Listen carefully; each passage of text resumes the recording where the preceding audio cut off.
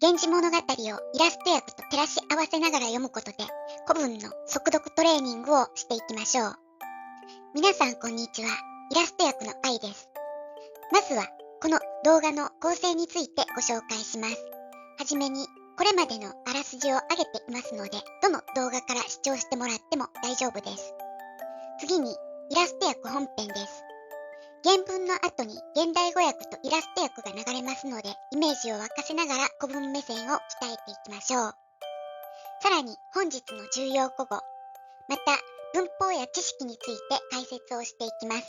最後まで見ていただくことで古文速読のための複眼的思考力が養えると思います。今回は第4章夕顔の第10話です。桐壺亭の第二巫女として生まれた光源氏でしたが、進化に降格した後、満たされない恋に渇望していました。源氏17歳。その頃源氏は六条の宮住所のところに通っていましたが、通り道である五条の夕顔の花が咲く家に興味を寄せるようになっていました。では、この後の展開行ってみましょう。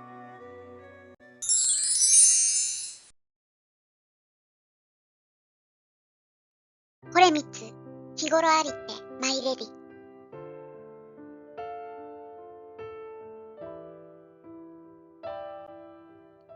煩い、はべる人、なお、夜明けにはべれば。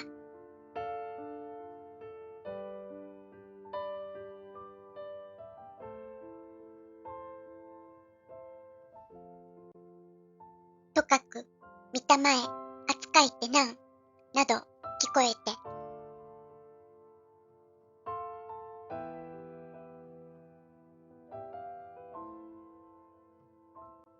近く、参りよりて、聞こゆ。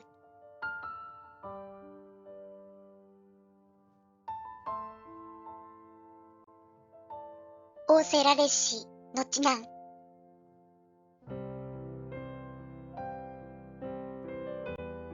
隣のこと、知りて、はべるもの、呼びて、問わせはべりしかど。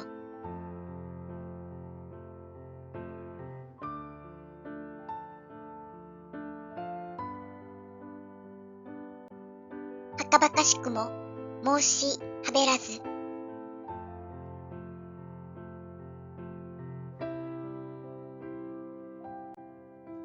いと、忍びて、さつきの頃追いより、ものしたもう、きと、なん、あるべけれど。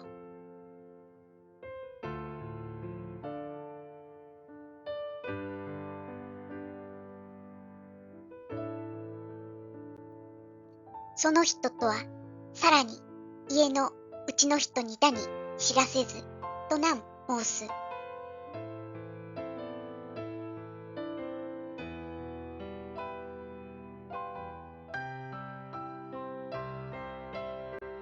時々、中垣のかいまみしはべるに。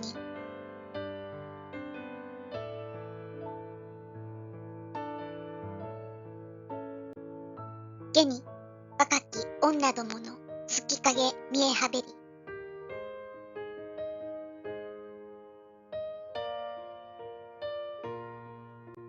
しびら立つもの、かごとばかり引きかけて。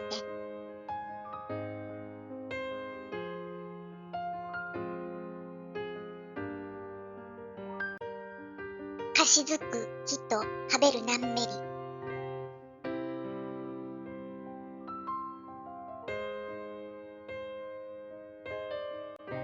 昨日、夕日の名残なく差し入りてはべりしに。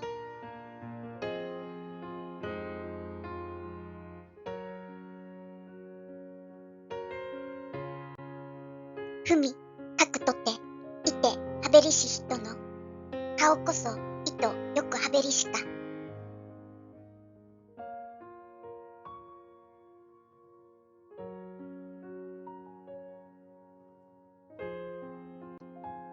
物を燃える気配して、ある人々も忍びて打ちなく様などなん。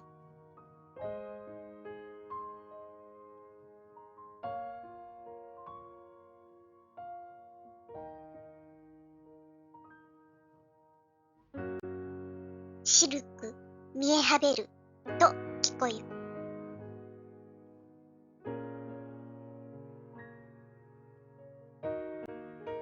君、内へみたまいて。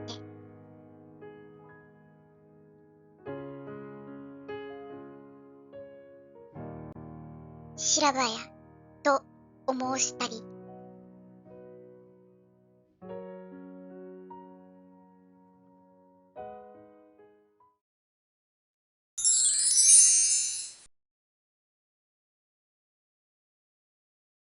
お楽しみいただけましたか？単語や文法は頭に入りましたでしょうか？今回の重要語語はこちらです。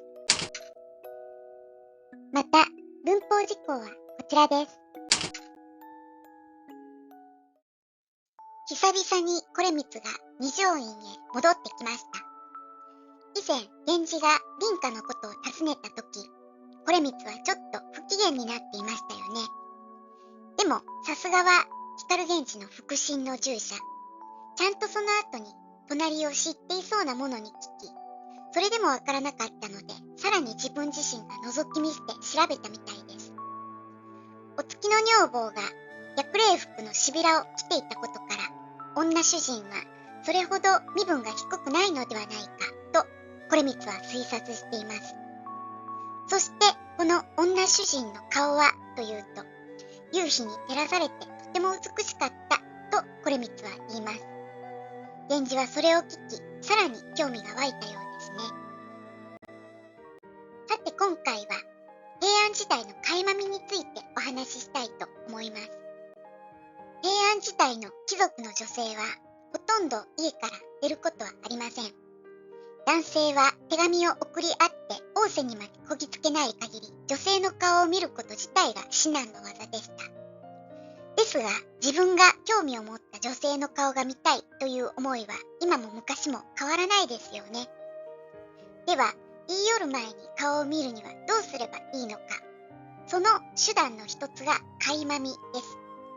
垣間見とはその言葉通り、垣根の間から覗き見ること。現代ではこのような覗き見は犯罪行為ですが、平安時代ではこれが女性を見られる唯一の方法でもあったわけです。源氏物語においては、うつせみと野木場の荻の碁を打つ場面や、若紫の北山の垣間見が有名です。末摘む花にはこの垣間見ができずに王瀬を迎えたせいで、実際に顔を見てびっくりしたシーンが描かれていますよね。そして今回のように、従者が主人の代わりに垣間見することもあります。